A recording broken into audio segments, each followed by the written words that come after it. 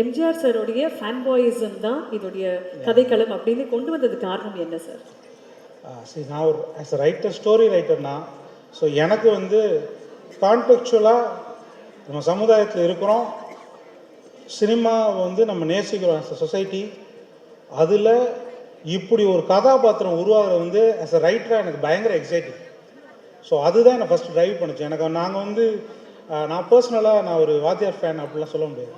But அதுக்கப்புறம் இவர் எடுத்து அவரே தேர்ந்தெடுத்தோன்னே வா வாத்தியார் வச்சா செம்ம இன்ட்ரெஸ்டிங்காக இருக்கே அப்படின்னு உள்ளே போனதுக்கப்புறம் நான் கொஞ்சம் கொஞ்சமாக அவரோட பயங்கரமான அட்மையராகவும் ரொம்ப அப்ரிஷியேட் பண்ணக்கூடிய ஒரு ஆளாக ஆகிட்டேன்.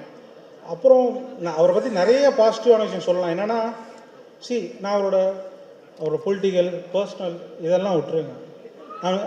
ஞானவேல் சாரோட அப்பா வந்து ஒரு வாட்டியை சொன்னார், நான் இன்றைக்கி ஹெல்த்தியாக இருக்கேன்னா அதுக்கு வாத்தியார் தான் காரணம்னு சொன்னார். எந்த கெட்ட பழக்கம் இல்லைன்னா வாத்தியார் தான் காரணம்னு சொன்னார். ஸோ அந்த காலத்தில் வந்து ஒரு ஹீரோவை இன்ஸ்பிரேஷனாக எடுத்ததுனால அவர் ஹெல்த்தியாக மாறியிருக்காரு. ஸோ பொறுப்பாக அவர் ஒன்று பண்ணியிருக்காரு. அதுக்கு இந்த படம் டெடிகேஷன்.